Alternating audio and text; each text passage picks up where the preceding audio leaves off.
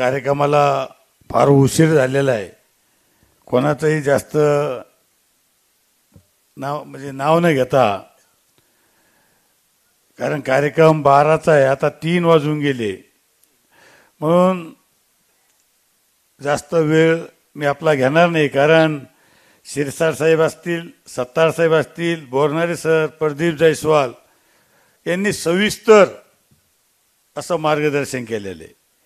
आजचा हा जो मेळावा आहे, हा मेळावा आपला हिंदू गर्व, गर्जना आणि सत्कार असा हा मेळावा आपण आयोजित केला.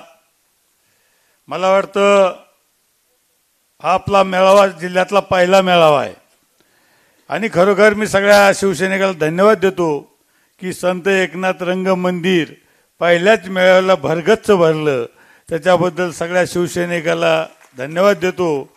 आणि आज पालकमंत्री म्हणून माझी संभाजीनगर जिल्ह्याची निवड माननीय एकनाथ शिंदे साहेब आणि देवेंद्रजी फडणवीस साहेब यांच्या आशीर्वादानं, बाळासाहेबांच्या आशीर्वादानं ही निवड झाली. आणि ह्या निवड करीत असताना मग अब्दुलजी सत्तार साहेब असतील, प्रदीपजी जायस्वाल असेल, शिरसाट साहेब असेल, बोरनारे साहेब असेल, तुम्हाला सांगतो की सगळ्यांनी शाबीरभाई एकच सांगितलं की आम्हाला जिल्ह्याचा पालकमंत्री हा स्थानिक द्या आणि संदीपान भुमरेला द्या.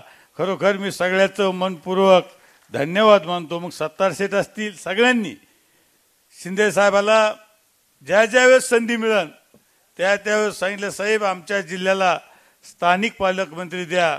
आणि खरोखर मी आपल्याला सांगतो की आपल्या जिल्ह्याला 22 वर्षानंतर स्थानिक पालकमंत्री मिळाला, 22 वर्षानंतर. आणि सगळ्याची अपेक्षा होती किंवा आपल्याला स्थानिक पालकमंत्री मिळाला पाहिजे.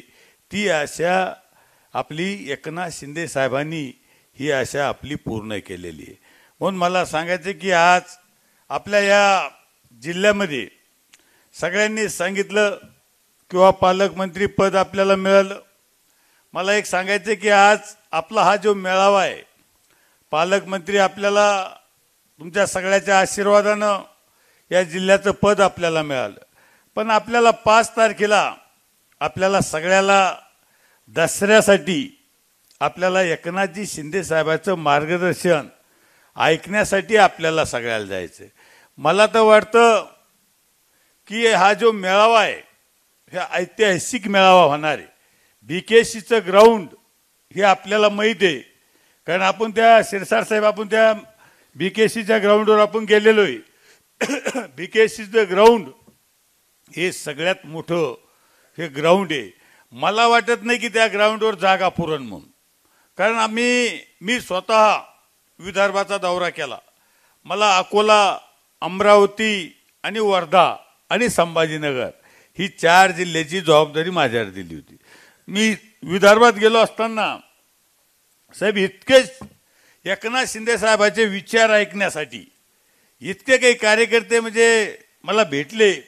आणि ज्या वेळेस मी बैठका लावल्या, आपण बघितलं असेल फेसबुकला, आपण बघितलं असेल पेपरला, मला एक सांगायचं की एकनाथ शिंदे साहेबांनी जो निर्णय घेतला हा निर्णय एकदम चांगला निर्णय घेतला. विदर्भातल्या सगळ्या कार्यकर्त्यांनी मला सांगितलं आणि मला रोज फोन येते, जसे तुम्हाला येत असते मला येते, की आम्हाला शिंदे साहेबासोबत काम करायचं.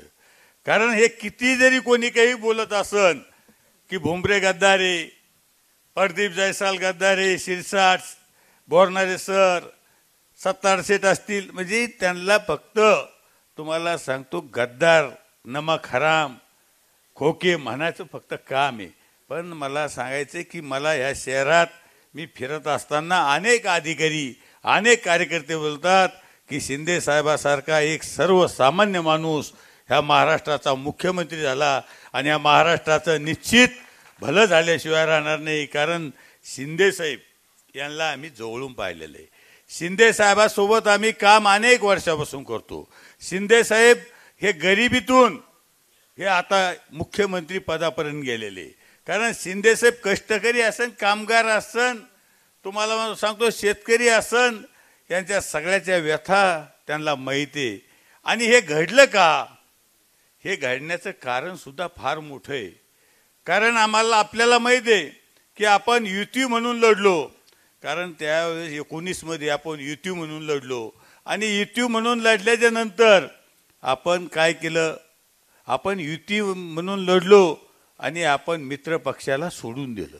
त्यांच्या 106 जागा आल्या, आपल्या 56 जागा आल्या, पण आपल्याला कोणासंग सुद्धा युती करायची गरज नव्हती.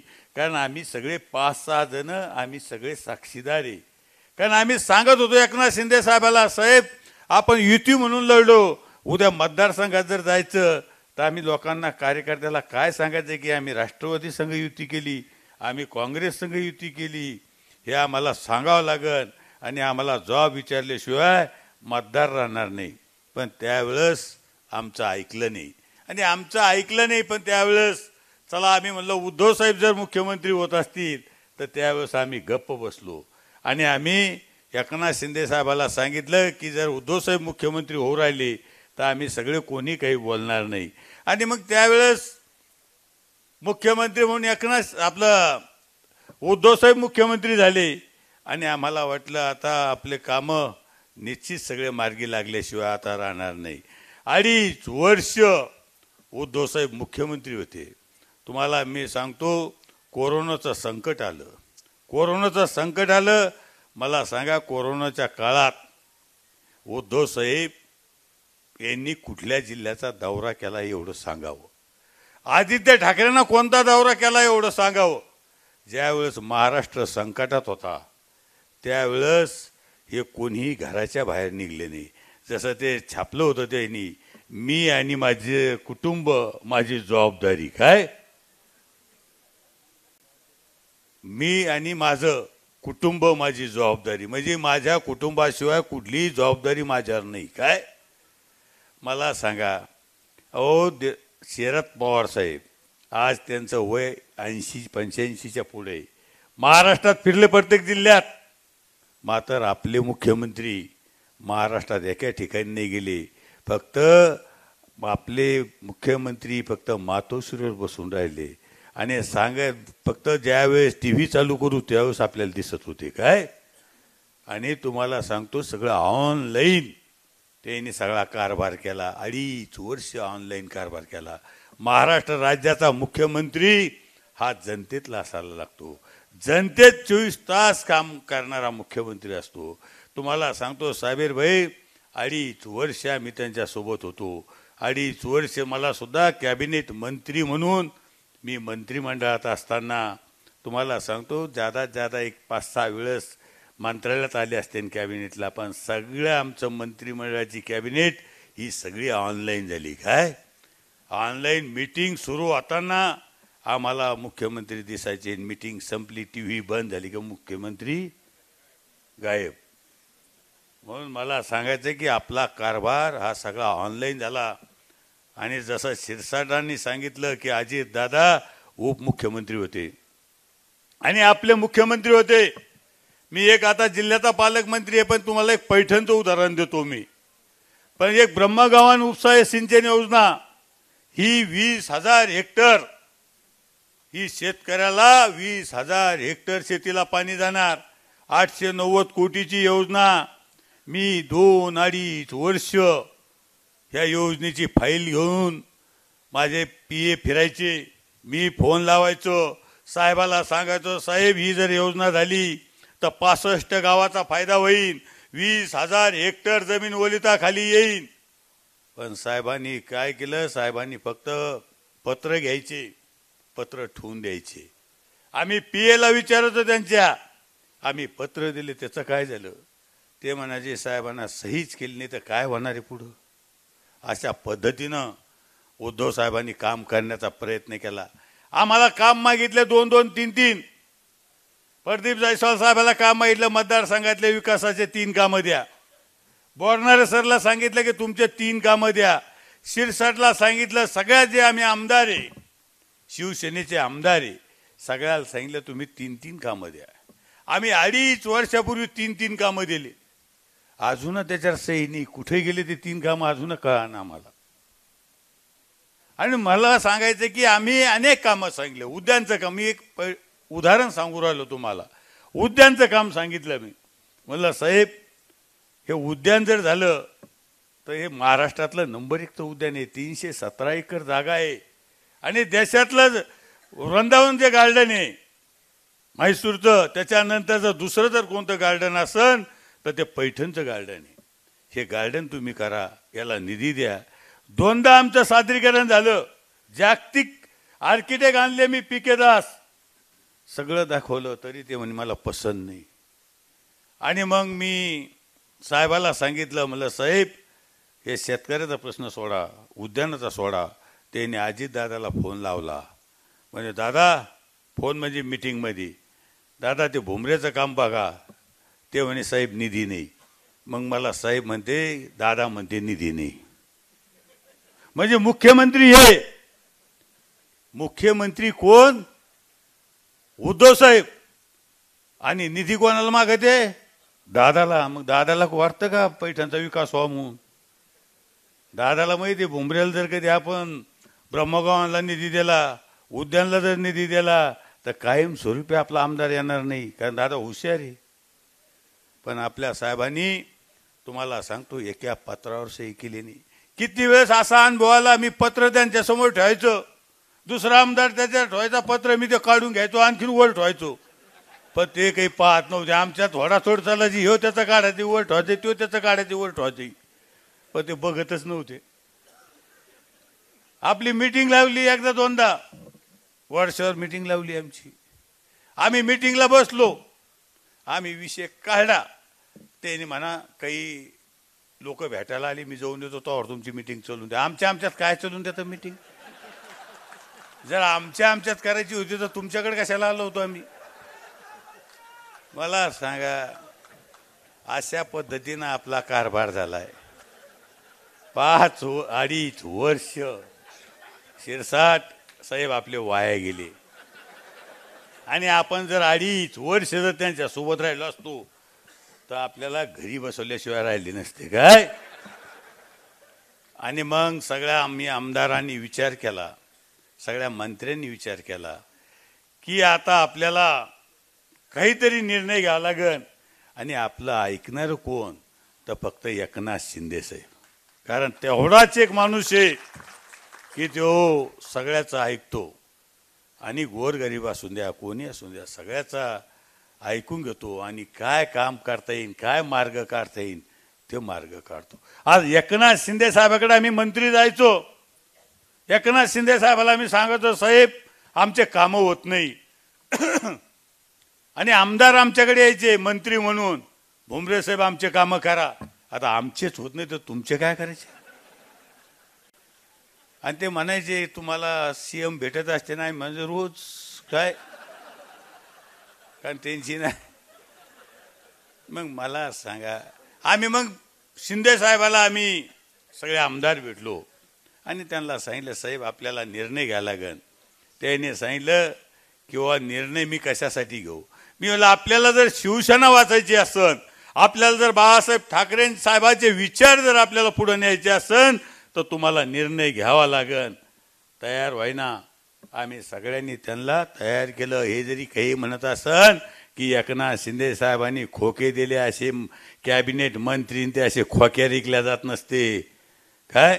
म्हणून मला सांगायचं की एकनाथ शिंदे साहेबाला आम्ही तयार केलं आणि एकनाथ शिंदे साहेबाला सांगितलं, साहेब आम्ही तुम्ही पुढं व्हा, तुम्ही पुढं झाल्याशिवाय हा महाराष्ट्र वाचणार नाही, गोरगरिबाचे कामं होणार नाही. आणि बाळासाहेबाचे जे विचार आहे हे विचार तुमच्याशिवाय कोणी पुढं नेणार नाही. म्हणून आम्ही एकनाथ शिंदे साहेबाला पुढे केलं. आम्ही एकनाथ शिंदे साहेबाला सांगितलं, साहेब तुम्ही काही करा पण निर्णय घ्या. आम्ही त्याला किती दिवस शिरसाट होते, जायसवाल होते, बोरणारे होते, अनेक बैठका झाल्या आमच्या.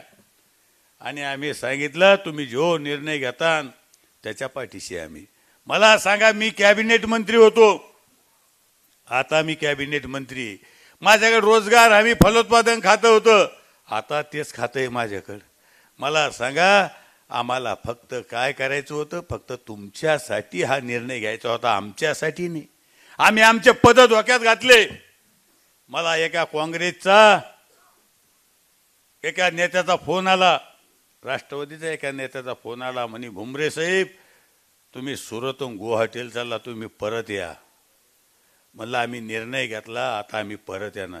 तेव्हा तुमचं पद जाईन, तुमचं मंत्रीपद जाईन.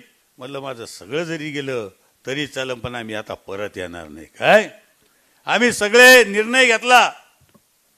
मला वाटतं शिरसाटचा 20 तारीख होती. 20 तारखेला आम्ही सगळे एकत्र होतो. आपल्या बंगल्यावर जेवण ठेवलं, मतदान केलं आम्ही विधान परिषदचं, आणि आपल्या बंगल्यावर जेवण ठेवलं. मला त्याच्यात खैरे साहेब म्हणे तुमचा बंगला दाखिलाच नाही. मी म्हणलं आता काय उंबल झाली. मग त्याच्यात आम्ही 6 जणांचा आमचा निर्णय झाला. त्याच्यात तुमचा राजपूत बी होता, राजपूत होता. आम्ही सही बंगल्यावर जेवण करायचं ठरलं. शिंदे साहेबांनी सांगितलं भुमरे साहेब तुमच्या बंगल्यावर जेवण ठेवा, मी जेव्हा फोन करीन तेव्हा निघा. मग आम्ही ठरलं जेवण. मतदान केलं. खैरे साहेब भेटले. खैरे साहेब भेटले मला म्हणे भुमरे साहेब तुमचा बंगलाच दाखिला नाही, जेवूच घातला नाही. मग मी बोलणारे सर मी आपल्या बंगल्यावर गेलो, त्यांना जेवू आम्ही जेवायला बसलो. बोलणारे सर मी राजपूत आम्ही जेवायला बसलो. तितक्यात 70 शेट आले. ते 70 शेटला पाहून ते एक पोळी जास्त खाली, म्हणे बरं झालं यांचं मिटलं आता काय. आणि जायस्वाल शिरसाटनं आज 70 पाहिलं, आपलं खैरे साहेबाला पाहिलं बाहेरची बाहेरच गेली. काय बरोबर आहे सर. मला सांगायचं की आम्हाला शिंदे साहेबांनी आदेश दिला. आदेश दिला ना, आम्ही आपल्या बंगल्याहून आम्ही त्यांना तयार केलं. कारण तेही आम्हाला नाही तयार केलं, आम्ही त्यांना तयार केलं. आणि तितक्यात काय झालं, शिरसाट साहेब खैरे साहेब जेवण झालं बसले बाजूला. तितक्यात अंबादासचा फोन आला. तो मी बंगल्यावर आराम करायला येतो. मी लई तर खैरी. तो मी येत नाही. मग आता काय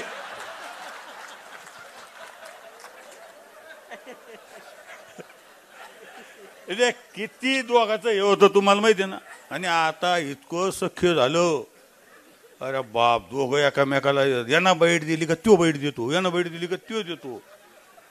काय मला सांगा, हे खैऱ्याला आम्ही उठाव नव्हता केला. ते खैरे मला म्हणतो आता ही मातुश्रीला बेकारी मला येऊन देत नाही म्हणती. आता आपल्या उठावनं त्याचा फायदा झाला.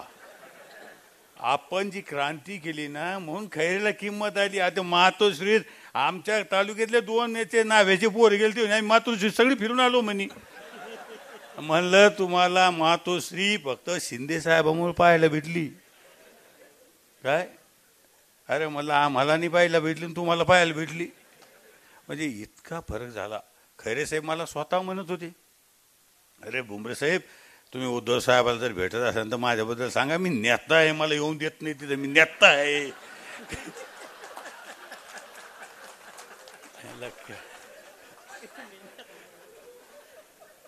साहेब हे असंच असतं. म्हणलं मी पळलो होतो तेव्हा कसं केलं तर तुम्ही मला. हा, याच्यासाठी माणूस एकदा पळला पाहिजे तेव्हा कळतं माणसाला काय असतं. तुम्ही माझे कसे हाल केले ते म्हणलं, आता तुमचे हाल आता हे.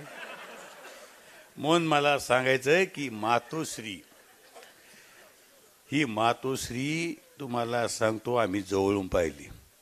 आणि म्हणून एकनाथ शिंदे साहेबाला आम्ही हा पुढाकार घ्यायला लावला.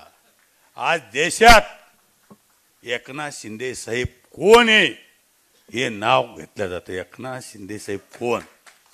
आम्ही ज्यावेळेस गुवाहाटीला होतो तुम्हाला सांगतो एकनाथ शिंदे साहेबाची 33 देशांना नोंद घेतली. किती? 33 देशांना. आणि आपल्या देशातले तर काही तुम्हाला सांगतो काही मुख्यमंत्री इतके सावध झाले काही राज्यातले तेव्हा आपल्याकडे एखादा एकनाथ शिंदे होऊ नये काय. इतका धसका घेतला. आणि तुम्हाला सांगतो उद्धव साहेब आता आम्ही बोलत नव्हतो पण त्यांनी आम्हाला बोलायला लावून राहिली काय. अहो आम्ही तुम्ही टीव्हीत पाहिलं असं एक जण खुर्ची घेऊन यायचा, ती खुर्ची असा हल्ल व्हायचा, ते असे कसे बसायचे हळूच बसायचे. खुर्चीवर काहीतरी ठेवत होती, तो पट्टा लावलेला, ती खुर्ची वेगळी, मास्क टीव्हीत सुद्धा मास्क होतं, एकटेच राहते पण टीव्हीत बी मास्क. काय आम्ही भेटायला गेलो का लांबूनच म्हणायचे मास्क, आम्ही आपल्या बाजूलाच जायचे. कधी कधी मास्क देत नव्हतो आम्ही, त्यामध्ये लांबून मास्क, आम्ही आपल्या बाजूला. मला सांगा, आणि मग एकनाथ शिंदे साहेबांनी जेव्हा क्रांती केली, तुमचा बेल्टही गेला, तुमची खुर्ची गेली, कसा मोठा डॉक्टर भेटलाय आणला. आता काही म्हणते का माझं ऑपरेशन झालं का, माझं मान का दुख होतो का, माझं खुर्ची कुठे गेली. अहो एकनाथ शिंदे मुळे तुमचा तेजस बाहेर आला, तुमचा आदित्य बाहेर आला, तुमचा आता तो वरून बाहेर आला, आता तुमच्या त्या रस्मातही बी बाहेर आले. अहो या कशामुळं आले, या एकनाथ शिंदे साहेबांमुळं आल्या. किती फायदा झाला तुमचा एकनाथ शिंदेमुळं, तुमची सगळ्या बिमाऱ्या गेल्या घरातल्या. अहो आदित्य कमने आला पैठणला, 2.5 वर्ष आदित्य आला नाही, आला तर बिडकीनला आला. आणि म्हणे फार सभा झाली बिडकीनला. कोणती? आणि सभा कुठं घेतली? गेस्ट हाऊसला. सभा कुठं? गाड्या आडिल्या. बिडकीनला सभा झाली म्हणे. काय? अरे मी म्हणलं बिडकीनला गेस्ट हाऊसला, बस स्टँडवर जर कधी गारुडी जरी आला, त्यांना नुसतं गारुडी जरी हातात घेतली तर 1000-1500 लोक त्या बिडकीनला जमते. म्हणलं येता आदित्य, म्हणलं कोणता. मग काय केलं, मी आपलं सहज गेलो पैठणला. एक आपलं आरोग्याचं शिबिराचं उद्घाटन होतं, ते होतं 10 वाजता आणि मी गेलो 4 वाजता. माझी काही सभा नव्हती, भाषण नव्हतं, काही नव्हतं. मी त्या कार्यक्रमाला गेलो आणि मग तिथं आपले 100-200 लोक होते, काही खुर्च्या रिकाम्या असते. आम्ही काही त्याच्यावर काही लक्ष दिलं नाही. लगेच तिथून ट्विट केलं एक जणांना. ट्विट केलं म्हणे भुमरेकड, म्हणजे भुमरे पैठणला गेल्याच्या नंतर पाठ कार्यकर्त्यांनी फिरवली. काय पाठ फिरवली. मी काही त्याच्यावर काही जास्त भाष्य केलं नाही. मला ठीक आहे, भुमरे जावं पैठणला येईन आणि एकनाथ शिंदे जावं येईन, तेव्हा तुम्हाला दाखवू कोण कोणाकडे पाठ फिरितं. काय. आणि मग मला सांगायचं शिरसाटजी, इतका जनसमुदाय जमला, इतका जमला, महाराष्ट्रातली तालुका लेवलची पहिली सभा पैठणला झाली. मग काय म्हणे, भुमरेनं काय केलं म्हणे, अंगणवाडीच्या बायाला आदेश दिले म्हणे. मग अंबादासनं ते पत्र दाखिलं. पत्र कधीचं? फेब्रुवारीचं. सभा कधी? सप्टेंबरमध्ये. वेळ त्याच्यात पत्रात काय टाकला? 10चा. आपली सभा कितीला? 2 वाजता. त्याच्यानंतर काय दिलं की भुमरेंना 300 रुपये देऊन लोक आणले. अहो हे असे 300 रुपये देऊन लोक येत नसतात. रोडवर लोक इतके स्वागतासाठी, शिंदे साहेबाचा विचार ऐकण्यासाठी, भेटण्यासाठी लोक, इतका जनसमुदाय जमला होता. तुम्हाला सांगतो, हा जनसमुदाय इतका जमला, तुम्हाला सांगतो की पैठण शहरात माणूस मावत नव्हता. आणि ग्राउंड सुद्धा मोठं ग्राउंड आहे. इतका जनसमुदाय जमला. मग अंबादासला माहिती आहे की उद्धव साहेब विचारतील की भुमरे पैठणला गेले त्यावेळेस लोकांनी पाठ फिरवली, आणि आता ज्यावेळेस भुमरेंची, एकनाथ शिंदे साहेबाची आणि सगळ्यांची सभा आहे, इतका जनसमुदाय का जमला. तसा अंबादास हुशार आहे. त्यानं अगोदरच केलं, भुमऱ्यानं पैसे देऊन आणले. त्याला माहिती आहे उद्धव साहेबाला काय सांगायचं. तसा तो हुशार आहे, कारण तो आमच्यात राहिलेला आहे. तो हुशार आहे, कारण तो आम्हाला सगळ्याला माहिती आहे तो कसा आहे. तो फक्त कागदोपत्री घोडे नाचतो.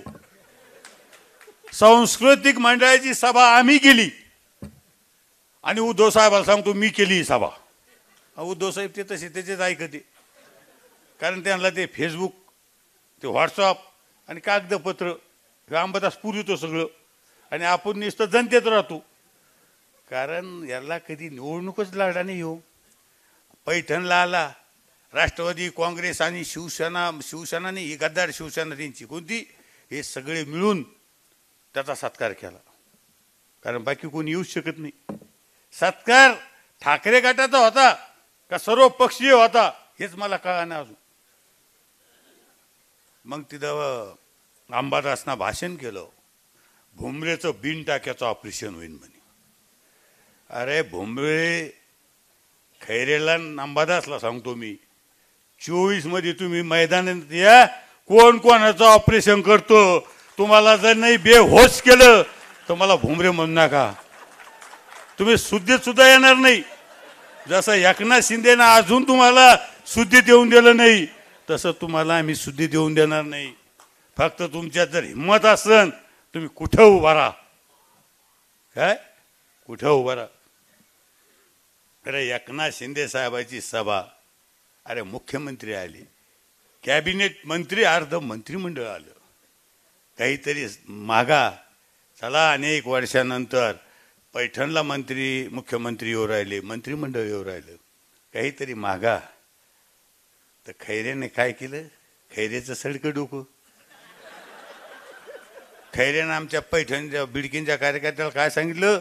हे जो जनसमुदाय गेला, मंत्रिमंडळ गेलं, मुख्यमंत्री गेले, तुम्ही गोमतारेने धुवा. काय?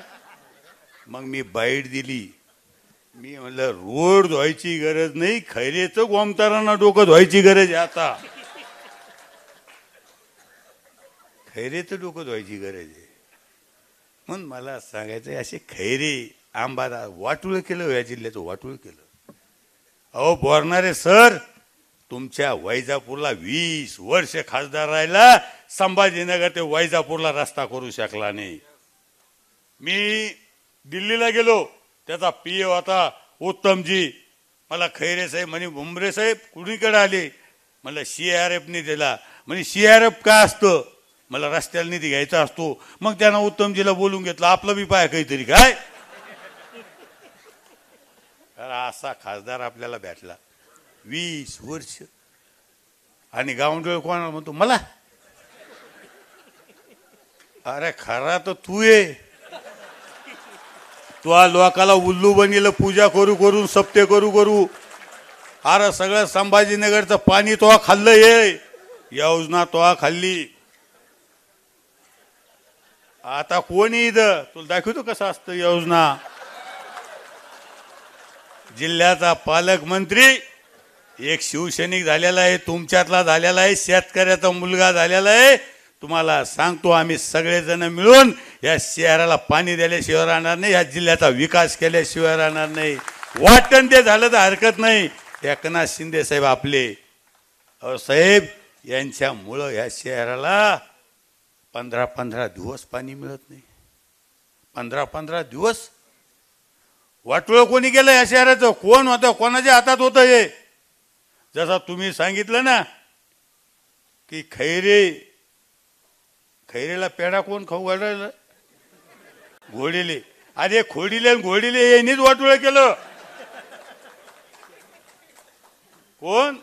ह्यो खोडीले आणि तो घोडीले, यांनीच वाटोळं केलं या शहराचं.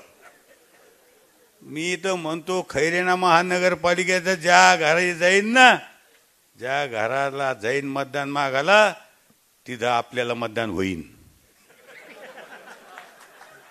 खैरेच्या मागे नुसतं शिवसैनिक तो जिथं जाईन. त्या लोकांना जर दर्जाने बंद केले तर मला विचारा. कारण मी फिरतोय, लोक मला सांगतात, मी सकाळी स्टेडियमवर जातो, मला लय जण भेटते, तेव्हा त्या शहराचं वाटुळं या खैरेने केलं. म्हणून मला सांगायचं, खैरे झालं, अंबादास झालं. अंबादासना अजून निवडणूक लढली. अहो अंबादास, तुम्हाला सांगतो, त्याला म्हणा तू खासदार केलं, आमदार केलं, पाहू कोण बिन टाक्याचं ऑपरेशन कोण करते, पाहू आपण. काय खैरेचं ऑपरेशन झालं, एकदा मोठं झालं ते. काय कोणी केलं ते ऑपरेशन? आपण नाही केलं. आपण असतो तर लय मोठं केलं असतं. पण मला सांगा, ज्यांनी गद्दारी केली तेच तुमच्या सोबत आहे. खरे तर गद्दार तुम्हीच आहे. अहो तुम्ही पक्षाची गद्दारी केली, खैरेला पाळलं कोणी? आणि तुम्ही आम्हाला भुमरेला गद्दार म्हणता, जायस्वालला गद्दार म्हणता, म्हणजे बोरणाऱ्याला गद्दार म्हणता. अरे खरी गद्दारी तुम्ही केली. शिवसेनेचा माणूस पाळला कोणी खासदार? हा तुम्ही पाळला.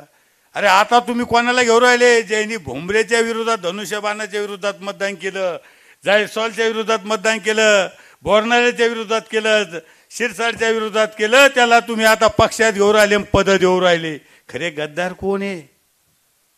खरे गद्दार तुम्ही.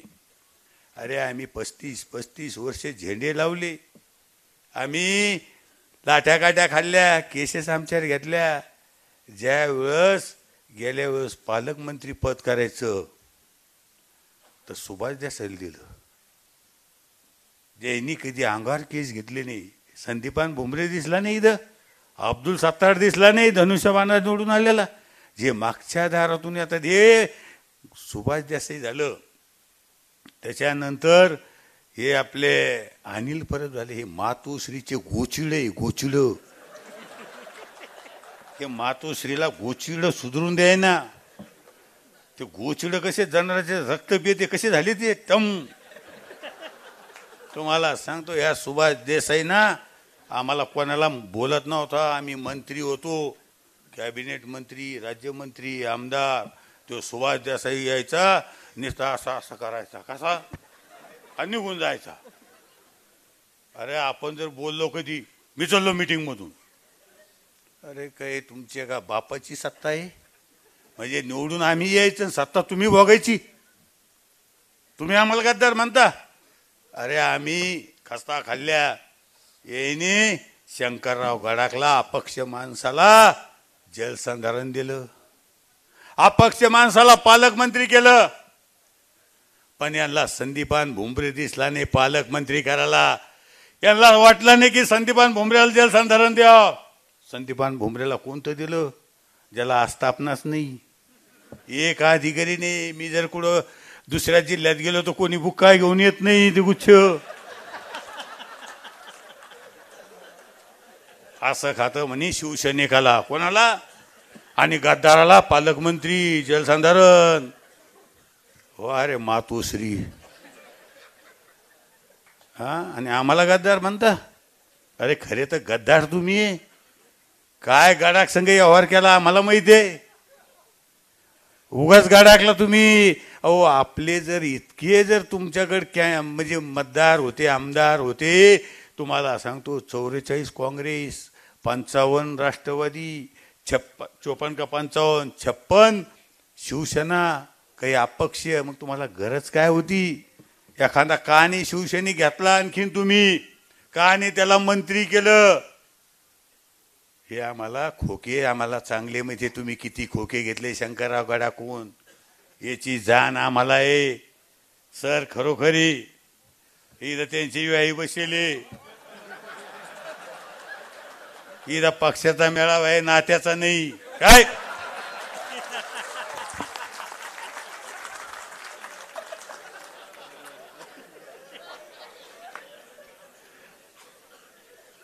बाकी आणखीन दुसरे अपक्ष घेतले.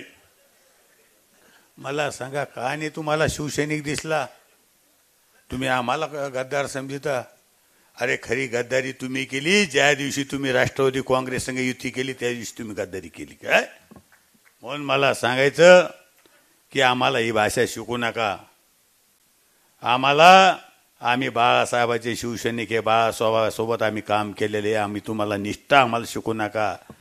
अहो ज्या वेळेस आपण बंडखोरी केली, आपण बंडखोरी नाही केली, आपण उठाव केला. आणि मग उठाव केल्याच्या नंतर आपल्या जिल्ह्याची अशी परिस्थिती झाली, कोणीच कोणाच्या आपल्या कार्यालयात येईना.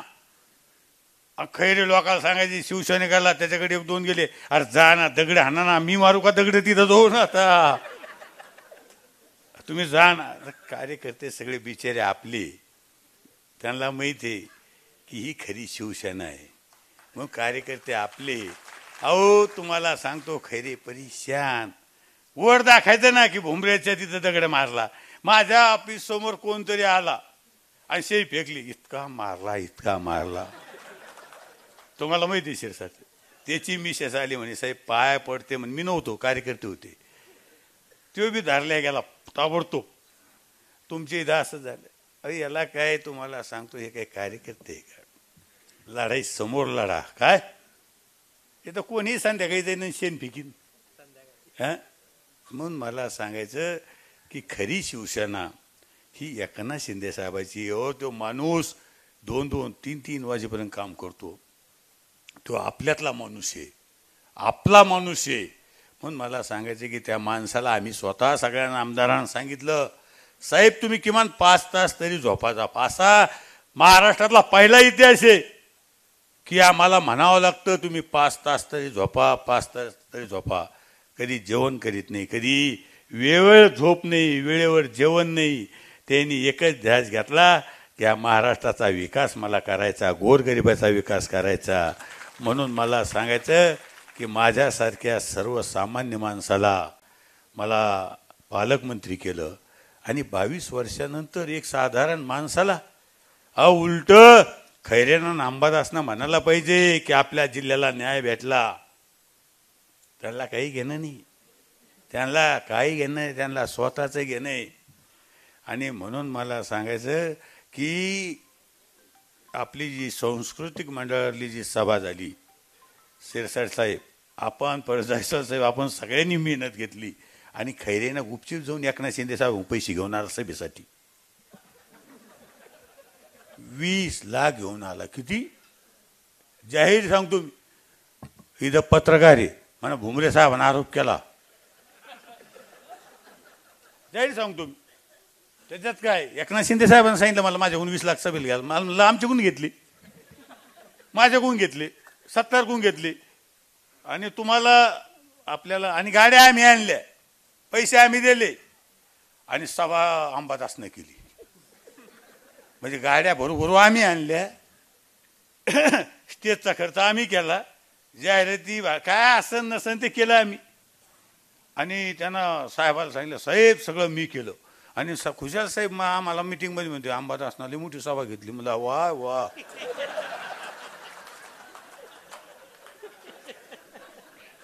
आपल्यात मन बोलणाऱ्याचे हुलगी काय ते न बोलणाऱ्याचे गहू काय. मग आता आम्ही ठरवलं बोला थोडंफार काय. अशा पद्धतीनं आपल्या जिल्ह्याचा कारभार चालू आहे. महाराष्ट्रात तुम्हाला सांगतो अनेक निर्णय घेतले एकनाथ शिंदे साहेबांनी. शेतकऱ्यासाठी 2 हेक्टरहून 3 हेक्टर केलं. NDRFच्या नॉर्म्सच्या डबल रक्कम केली. 75 वर्ष वयाच्या वयोवृद्धांना पहिल्यांदा आपल्याला लालपरीत होतं, लालपरी म्हणजे ST, तिच्यात मोफत प्रवास होता. आता AC गाडी सुद्धा आता प्रवास आहे आपल्याला. लक्झरी शिवनेरी असून द्या नाही तर शिवशाही असून द्या, तिच्यात प्रवासी.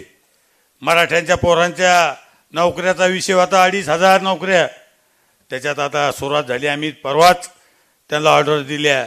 त्याच्यानंतर तुम्हाला सांगतो मी हे 75 वर्ष आपण भारत स्वातंत्र्य होऊन 75 वर्ष झाली, 75,000 नोकऱ्या आपण यावर्षी लावून राहिलो.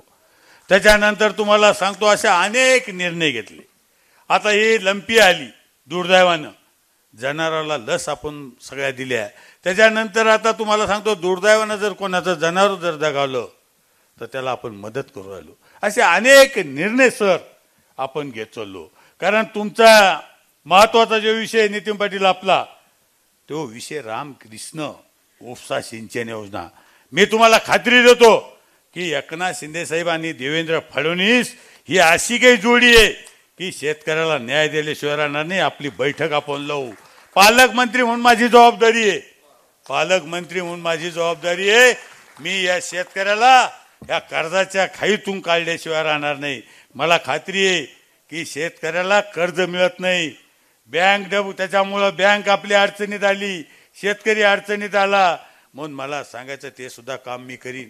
सत्तार शेठना सांगितलं की मी सर्वे करायला सांगितला, पंचनामे करायला लावले, त्यांनी सुद्धा पंचनामे करायला लावले. ते सुद्धा शेतकऱ्याला आपण मदत करणार आहे. नशीब आपलं की आपल्याला कृषी मंत्री आपल्या जिल्ह्याचा भेटला. मातोश्रीच्या आपल्या ज्या काही योजना आहे माझ्या खात्याच्या योजना, त्या योजनेत मी अनेक निर्णय घेतले. काल मी एक निर्णय घेतला शिरसाट साहेब, 3 लाखाहून विहिरीची रक्कम 3 लाख होती, मी 4 लाख केली आता.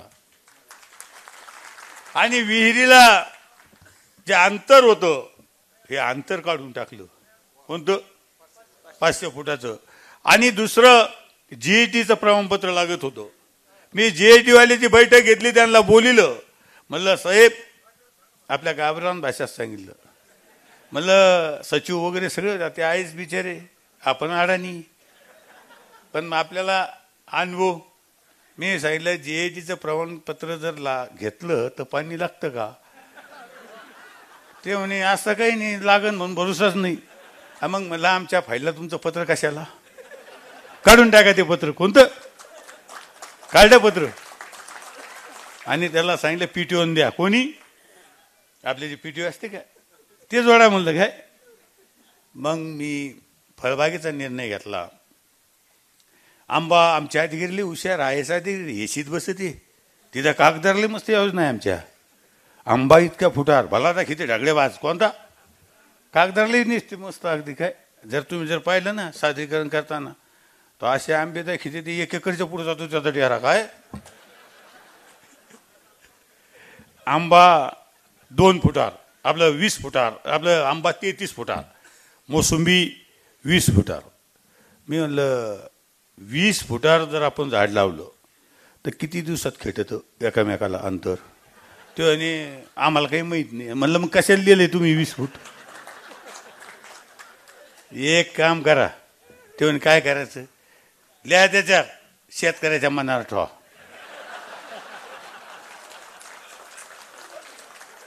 हे कृषी अधिकारीचे जे काही लोक आहे सगळ्यांनी जर कधी आपण 20 फुटाला मोसंबी नसन आणि ती जर 18 फुटा हे एमबीच करीत नव्हती काय. एमबीच नाही.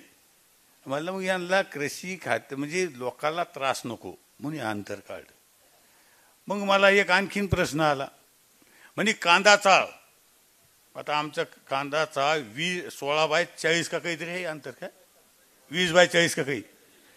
एक शेतकरी माझ्याकडे आला म्हणे मी 25 बाय 40 बांधली माझी एमबी व्हायना. गेलं नवीनच ऐकले. म्हणलं ठीक आहे 25च्या ऐवजी जर 20 केली असेल तर तुम्ही एमबी करू नका. पण 25 बाय 40ला तुमची अडचण काय? म्हणलं एखाद्याला विहीर 50 फूट दिली आपण एमआरईची त्यांना जर 60 फूट खोदले तुमचं काय गेलं? ते काही नाही गेलं. मग शेतकरी जितकं बांधीन तितकं काय. केळीचा निर्णय घेतला.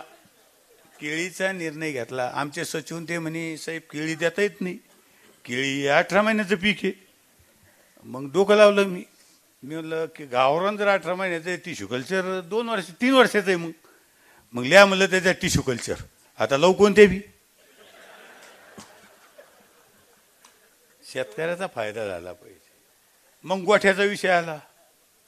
गोठे आमच्या रेकॉर्डला असं होतं वर्षानुवर्ष ज्याच्याकडे 12 जनावर त्यालाच गोठा, 12 गुरं ज्याला गोठा. आता मी विचार केला मंत्री संदीपान भुमरे माझ्याकडे 2 जनावरांनी पाहुणे आले तर पाकिट आणायला लागत दुधाचं. हे 12 जनावर यायचे कधी शेतकऱ्याला गोठा मिळायचा कधी. मग अधिकाऱ्याला बोलून घेतलं. अधिकाऱ्याला सांगितलं म्हणलं साहेब गोठ्याचं काय करायचं? ते काय करायला लागेल? ते म्हणे आपल्याला 12 गोठ्याशिवाय आपल्याला 12 जनावरांशिवाय आपल्याला गोठा देता येत नाही. तुम्ही सांगा म्हणे काय करा. म्हणलं एक आयडिया करू आपण. 12 आहे ना 1 काढा आणि 2 ठेवा. ते जमन का? म्हणलं जमतं. आता किती का गोठे दिले मी काय. मी तर म्हणतो इतके गोठे घ्या त्याच्यामुळं तुम्ही जनावरे घेता. तुम्हाला शेतात गेलं तर तुम्हाला तिथं कापूस ठेवता येईल, खत ठेवता येईल, पावसाचं वीज कडकडून राहिल्या तुम्हाला थांबता येईल. गोठे घ्या. 1 लाख पानंड रस्त्याला होते. किती? 1 लाख. 60% अकुशल आणि 40% कुशल होतं. मी त्याचं गणित फिरलं. 65% कुशल केलं आणि 35% अकुशल केलं. आणि 1 लाख होते मी 24 लाख केले रस्त्याला. किती? 24 लाख केले. मला सांगा हा निर्णय मी घेतला कारण मला माहिती आहे 1 लाखात रस्ता होत नाही. पाऊस पडला ते माती वाहून जाती. पक्का जर रस्ता करायचा असन, टिकाऊ रस्ता करायचा असन तर तुम्हाला सांगतो याची किंमत वाढवल्याशिवाय जमणार नाही, मजबूत केल्याशिवाय जमणार नाही. 26,000 रस्ते, 26,000 किलोमीटर रस्ते मी महाराष्ट्रात दिले. 5-6 वेळेस उद्धव साहेबाकडे गेलो. म्हणलं साहेब मी मातोश्री नाव दिलं आणि 26,000 किलोमीटर रस्ते मी दिले, तुम्ही मला वेळ द्या. मी माझ्या खात्यामार्फत प्युअर ब्लॉक देऊ राहिलो, माझ्या खात्यामार्फत मी सिमेंट रस्ते देऊ राहिलो, माझ्या खात्यामार्फत मी स्मशानभूमी देतो, माझ्या खात्यामार्फत मी अंगणवाडी देतो, माझ्या खात्यामार्फत मी सिमेंट बांधारे देतो, माझ्या खात्यामार्फत मी तुम्हाला शाळेला कंपाऊंड वॉल देतो, तुम्हाला सगळ्या योजना माझ्या खात्यामार्फत देतो, तुम्ही मला फक्त वेळ द्या. मी ऑनलाईन वेळ मागत होतो, मला माहिती कुठं येऊ शकत नाही काय, मी तेवढं डोकं लावत होतो, मला माहिती ऑनलाईन म्हणा आणला काय, मग ऑनलाईन म्हणल्या जरा बरं वाटतं त्यांना काय, नाही दिली वेळ मला काय. मी एकनाथ शिंदे साहेबाला म्हणलो साहेब 26,000 किलोमीटर आपण रस्ते शेतकऱ्याला देऊ राहिलो, गावाचा प्रश्न सुटन, मारामाऱ्या भानगडी जमिनीचं रस्तानी. अहो आमच्या एका शेतकऱ्याचा बाग 21 लाखाला मागितला, 2 महिने त्याला रस्त्यामुळं शेतात जाता नाही आलं, गाडीने गेली, पै माणसं जाऊ शकले नाही, त्याचा बाग शेवटी 9 लाखाला विकला. त्याचंच उदाहरण धरून मी 24 लाखाचं पर किलोमीटर आणलं. मी मातोश्री नाव दिलं, मला वाटलं मातोश्री दिल्यावर तरी येते नाही काय, पण नाही आले काय, काही घेणं नाही त्यांना, शेतकऱ्याचं काही घेणं नाही. तुम्हाला सांगतो हे फक्त बोलाच्या गप्पा आहे काय, आम्ही जवळून त्यांना पाहू राहिलो, काही माहीत नाही त्यांना. म्हणून मला सांगायचं की आमच्यासारखे त्यांच्या सोबत होते म्हणून इतके दिवस टिकले सगळे काय, कारण आम्ही खूप तुम्हाला सांगतो त्यांना एकनाथ शिंदे साहेबामार्फत आम्ही सगळं सांगायचा प्रयत्न केला. अहो तुम्हाला सांगतो एक साधं उदाहरण एक सांगतो मी तुम्हाला. रायगड जिल्ह्यात एक उद्धव साहेब मुख्यमंत्री नसताना कुठलं तरी स्मारक होतं आणि त्यांनी जाहीर केलं की मी 5 कोटी तुम्हाला देईल. आणि मग त्यावेळेस गेल्या वर्षी आपले शंभूराजे हे अर्थमंत्री होते आणि वरच्या सभागृहात आपले प्रवीण दरेकर हे विरोधी पक्ष होते, नेते होते, त्यांनी सभागृहात प्रश्न उपस्थित केला. म्हणजे उद्धव साहेब म्हणे त्यावेळेस मुख्यमंत्री नव्हते, पण आज मुख्यमंत्री होऊन त्यांना 1.5 वर्ष झालं तरी तुम्ही त्या स्मारकाला अजून 1 रुपया निधी दिला नाही. तुम्हाला सांगतो शंभूराजांना जाहीर केले मी तुम्हाला 5 कोटी देतो, ते अर्थमंत्री होते, राज्य अर्थमंत्री. मग अचानक मी आणि शंभूराजे आम्ही अजितदादाकडे गेलो आणि अजितदादा सुद्धा अर्थमंत्री होते. शंभूराजांना सांगितलं राजे म्हणजे दादा उद्धव साहेबांनी त्या रायगडला शब्द दिला होता 5 कोटीचा, आणि तिथं प्रवीण दरेकरांना मला विचारलं सभागृहात त्या 5 कोटीचं काय झालं, तर मी उत्तर दिलं की तुम्हाला बजेटमध्ये मी आता तरतूद करतो. तुम्ही उत्तर दिलं म्हणे, कोण म्हणे अजितदादा, काय उत्तर दिलं म्हणे या बजेटमध्ये मी 5 कोटीची तरतूद करीन. म्हणे तुम्ही असं उत्तर दिलं ना, मग तुम्ही मुख्यमंत्र्याला 5 कोटी मागा. कोणाला? मुख्यमंत्र्याला मागा. मला सांगा ज्या महाराष्ट्राच्या मुख्यमंत्र्यांनी स्मारकासाठी 5 कोटीचा जर कधी शब्द दिला असेल आणि शिवसेनेच्या जर राज्यमंत्र्यांना जर कधी सांगितलं असेल की आम्ही 5 कोटी तुम्हाला देऊ, तर त्या दादांना म्हणायला पाहिजे होतं की आपण बजेटमध्ये तरतूद करू. पण दादा म्हणे मुख्यमंत्र्याला मागा. मग शंभूराजे मला घेऊन गेले मुख्यमंत्र्याकडे. ते म्हणे भुमरे साहेब तुमच्या समोर ही गोष्ट झालेली, तुम्ही माझ्यासोबत चला. आम्ही मुख्यमंत्र्याकडे गेलो कॅबिनमध्ये आणि मुख्यमंत्र्याला सांगितलं शंभूराजेंना म्हणे दादा आपला साहेब म्हणे दादा असं असं बोलले, मी तुम्ही जो शब्द दिला होता त्या शब्दाचं मी उत्तर दिलं. तर अजितदादांना सांगितलं की मुख्यमंत्र्याला मागा. आपले मुख्यमंत्री एक शब्द बोलले नाही काय, अजून सुद्धा पैसे मिळाले नाही. मग मला सांगा अशा जर महाविकास आघाडीत जर आपल्या अशी जर अवस्था असन, मुख्यमंत्र्यांनी दिलेला शब्द जर पाळीत नसन, तर मला सांगा अशा या आघाडीत तुम्ही सांगा राहायचं का नाही राहायचं हे तुम्ही सांगा आम्हाला. असे अनेक किस्से हे नुसतं पैठण किंवा शंभूराजेंनी. अहो प्रदीप जायस्वालना पुलासाठी किती वेळेस विषय काढला. कुठले पुलं होते ते? संभाजीनगर मधले पुलं आमच्या समोर शब्द दिले पण नाही घेतले बजेटमध्ये. तुम्हाला सांगतो आम्ही यादी प्रसिद्ध केली एकदा की राष्ट्रवादीला किती निधी मिळाला, काँग्रेसला किती मिळाला आणि शिवसेनेला किती निधी मिळाला, ह्या याद्या प्रसिद्ध झाल्या. याच्यावर काही सीएम बोलले नाही. सीएमला एवढंच पाहिजे होतं, फक्त आपली खुर्ची वाचली पाहिजे. काय व्हायचं ते होईन तिकडे. काय या आदित्य ठाकरेला 7-8 वेळेस मी सांगितलं, आदित्य साहेब तुम्ही पैठणसाठी बैठक लावा. पैठण हे तीर्थक्षेत्र आहे, पैठण हे पर्यटकाचं आहे, तुम्ही बैठक लावा. पण शिरसाट साहेब त्यांना वेळ मिळाला नाही. काँग्रेस राष्ट्रवादीच्या बैठका लावल्या, पण शिवसेनेच्या कोणाच्या बैठकाने लावल्या. हे जे 14 राहिले का, या 14च्या सुद्धा बैठकाने लावल्या. काय हे 14 आता आमच्याकडे टकमक पाहते. कधी कधी संध्याकाळी फोन करते, काय करा काही सुचाना. काय मला थांबा थोडं, काय बोलतो आम्ही शिंदे साहेबाला, येणार आहे तुम्ही थांबा. ते थांबत नाही, धनुष्यबाण येऊन दे तुम्ही. बाप ते त्यांना शिवाजी मैदान भेटलं आपलं मुंबईचं, काय फाटाके. मला 1-2 म्हणी त्यांना मैदान भेटलं. अरे मला मैदान भेटलं, पण पहा तुम्ही आता शिवाजी मैदान त्यांना जरी भेटलं, पण सभा कोणाची मोठी होती ती पहा म्हणलं. काय सभा कोणाची मोठी होती ते पहा म्हणलं. मैदान कोणाला भेटलं हे नका पाहू, सभा कोणाची मोठी होती पहा. म्हणून मला सांगायचं की बीकेसीची सभा ही फार मोठी होणार आहे. आणि आपण सगळ्यांनी आपल्या त्या सभेला यायचे. आपल्याकडे ज्याच्याकडे वाहन असन त्यांना वाहनानं आपल्या वाहनाने यायचं, नसन तर आम्हाला सांगा. पण आपल्याला शांततेत जायचं, कारण गडबड करायची नाही. वाहनं खूप राहणार आहे, आपल्याला व्यवस्था केल्या जाणार आहे. संभाजीनगर जिल्हा इकडं, बीड अमक्या ठिकाणी, हे सगळं आपल्याला कल्पना दिल्या जाणार आहे. फक्त आपल्याला येत असताना आपल्याला दमानं यायचं आहे, कारण गर्दी खूप राहणार आहे. आपल्याला सांगतो गर्दी इतकी राहणार आहे, मुंबईत माणूस तिथं मावणार नाही इतकी गर्दी तिथं राहणार आहे. म्हणून आपण सगळ्यांनी तिथे यायचे. आज वेळ खूप झालाय, नंतर आपल्या वारंवार बैठका होणार आहे. पण तुम्हाला सांगतो पालकमंत्री म्हणून मी तुम्हाला तर सोबत घेऊनच काम करणार आहे. 70 सीट असून द्या, तुमच्यामुळं मी पालकमंत्री झालेलो आहे सगळ्यामुळं. काय माझ्या डोक्यात हवा जाणार नाही. काय पालकमंत्री म्हणून माझ्या डोक्यात हवा जाणार नाही. कारण मी आता बी ग्राउंडवर फिरायला जातो सकाळी. लोक म्हणे तुम्ही पालकमंत्री म्हणून वाटा ना. काय म्हणलं कसं काय, ते म्हणून तुमच्या मागं बॉडीगार्ड इडीगार्ड कोणीच नाही.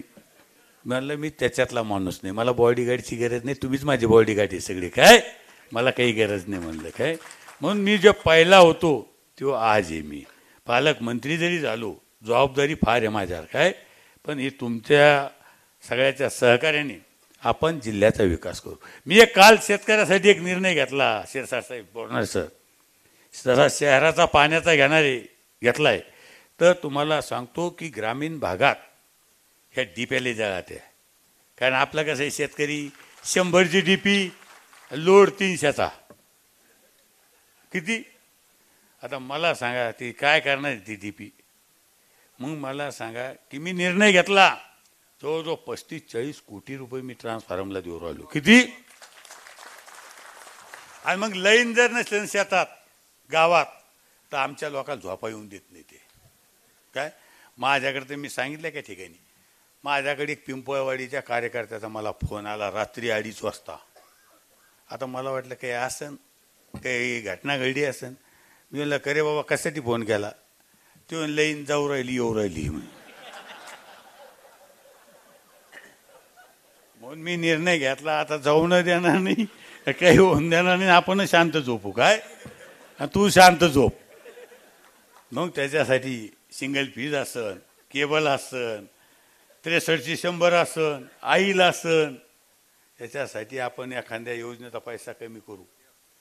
पण ट्रान्सफॉर्मर, कारण शेतकऱ्याचं एक जर पीक गेलं, एक जर पाणी त्याला मिळालं नाही तर त्याचं सगळ्या पिकाचं नुकसान होतं. म्हणून आपल्याला दिवसा कशी राहील ते पाहू आपण. आता काय दिवसा नाही राहिली तर चालेल, पण रात्री राहिली पाहिजे, ह्या माताचा मी आहे. काय आमच्या इकडे दिवसाची गरज नाही, रात्रीची गरज आहे. कारण रात्री लोक वस्त्यान राहते, रात्री लोक दारे धरायला जाते. दिवसा लाईन मिळाली पाहिजे, रात्री मिळाली पाहिजे.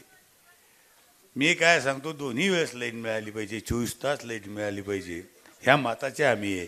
एकनाथ शिंदे साहेब सुद्धा लाईट आपल्याला 24 तास मिळावी हे सरकार तुम्हाला सांगतो प्रयत्नशील आहे. आणि म्हणून मला सांगायचं, जसा मी निर्णय घेतला तसा असंच महाराष्ट्र सरकारसुद्धा निर्णय घेणार आहे. एवढंच आजच्या प्रसंगी मी आपल्याला सांगतो. उशीर फार झालेला आहे, म्हणून मी आज जो माझा सत्कार सत्तार शेठ आणि आमचा सत्कार केला त्याबद्दल सर्वांचे मी मनपूर्वक आभार व्यक्त करतो. आणि या जिल्ह्याला जास्तीत जास्त निधी कसा आणता येईल याच्यासाठी प्रयत्न करू. जय हिंद, जय महाराष्ट्र. एबीपी माझा, उघडा डोळे बघा नीट.